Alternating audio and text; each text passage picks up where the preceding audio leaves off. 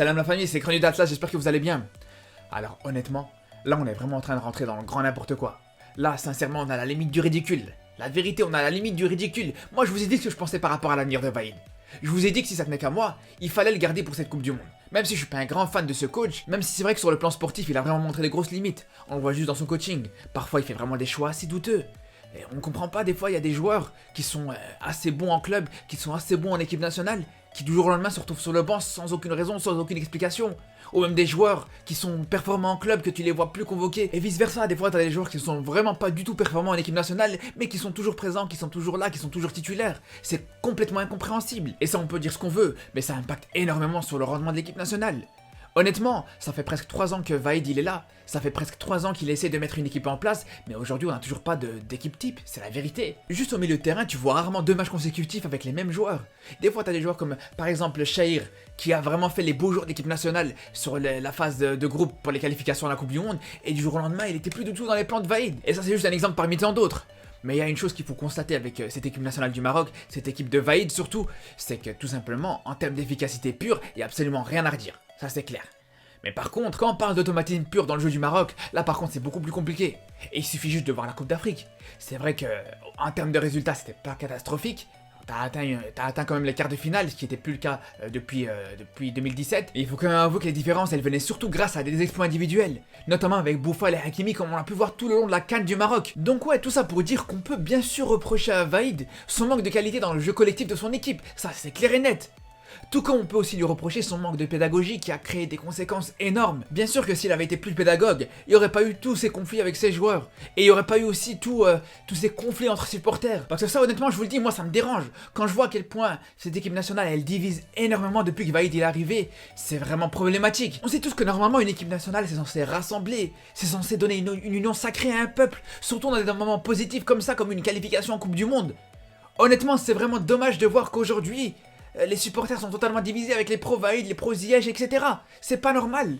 Quand on voit par exemple juste en France, toute l'année on sait que les Français se font la guerre entre ceux qui sont de gauche, ceux qui sont de droite, ceux qui sont véganes, ceux qui sont pas véganes, ceux qui sont gilets jaunes, ceux qui sont pas gilets jaunes. C'est la guerre toute l'année. Et quand l'équipe de France elle joue, il y a tout le monde qui est autour de l'équipe de France. Et nous les Marocains maintenant c'est totalement l'inverse. Toute l'année on s'aime bien, toute l'année on est content, on s'aime bien les uns les autres, y a pas de problème. Mais dès que tu parles de l'équipe nationale, depuis que Vaïd est arrivé, dès que tu parles de l'équipe nationale, ça part en conflit, ça part en tension. Surtout sur les réseaux sociaux comme on voit actuellement. Donc ouais, bien sûr que c'est dommage. Et il faut le dire, Vaïd il est en grande partie responsable de cette situation. Donc c'est pour ça qu'honnêtement, je suis pas totalement fan de ce coach. Je sais qu'il a certaines limites. Comme je vous dis, que ce soit sportif ou extra-sportif. Mais pourtant, je vous le dis et je vous le répète, je suis vraiment pas sûr que c'est une bonne idée de le virer. Quand on sait qu'il a atteint une partie de son objectif, quand on sait que on peut lui reprocher ce qu'on veut, mais en termes de résultats, il a vraiment pas à rougir de ce qu'il apporte. Et surtout quand tu sais à quel point le timing il est hyper restreint. Quand tu sais que dans 7 mois tu joues une Coupe du Monde. Mais quel coach il va arriver et il va réussir à préparer une équipe pour une Coupe du Monde en 7 mois? C'est pas possible, ça existe pas. Une Coupe du Monde ça se prépare sur des années. Donc honnêtement j'espère vraiment que la fédération va pas aller au bout de son idée en virant Vaïd. Là à l'heure où je vous parle c'est pas encore le cas, ça peut changer entre temps, je sais pas. Parce que la vérité elle a la Coupe du Monde avec un coach qui viendrait de nulle part. Mais ce serait pour courir droit vers la catastrophe. Surtout quand on entend certains noms. Et ça on va y revenir plus tard. Mais surtout ce qui est dingue dans tout ça, c'est pas juste le fait de virer Vaïd, mais c'est de voir la façon avec laquelle il pourrait être viré en fait. Quand on voit que là, on est à 2 mois après la qualification du Maroc à la Coupe du Monde. Quand on voit surtout que là, les préparations pour cette Coupe du Monde, ils ont commencé. En concertation avec le coach, il y a des matchs amicaux qui ont été déjà établis. Quand on voit que Vaïd il est en train de s'organiser pour préparer cette Coupe du Monde, quand on voit même qu'il a été jusqu'à aller voir Bouffal à l'hôpital après son opération, mais que peut-être dans la tête du président de la Fédération Marocaine de Football, si ça se trouve il compte même pas sur Vaïd, et qu'il sait même peut-être que Vaïd il va même pas participer à la Coupe du Monde avec le Maroc. Mais c'est complètement malsain. C'est vraiment une situation malsaine parce qu'à ce moment-là, vire-le directement. Dis-lui ok, voilà, merci pour la qualification, mais maintenant, voilà, bonne continuation, on compte plus sur toi. D'ailleurs, on va même aller plus loin.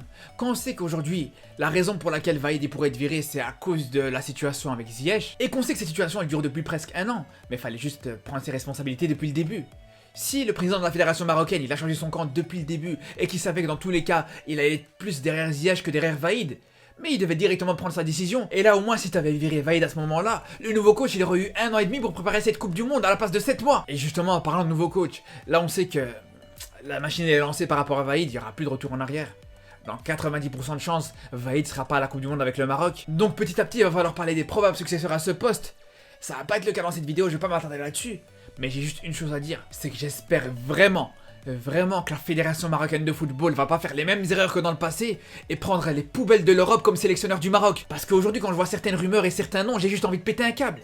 Et je vais pas en dire plus dans cette vidéo, je vais m'arrêter là. Je vous dis à très bientôt, on aura l'occasion d'en reparler et j'espère vraiment qu'on ne va pas être déçus. Donc je vous dis à très vite et surtout d'ici là, prenez soin de vous.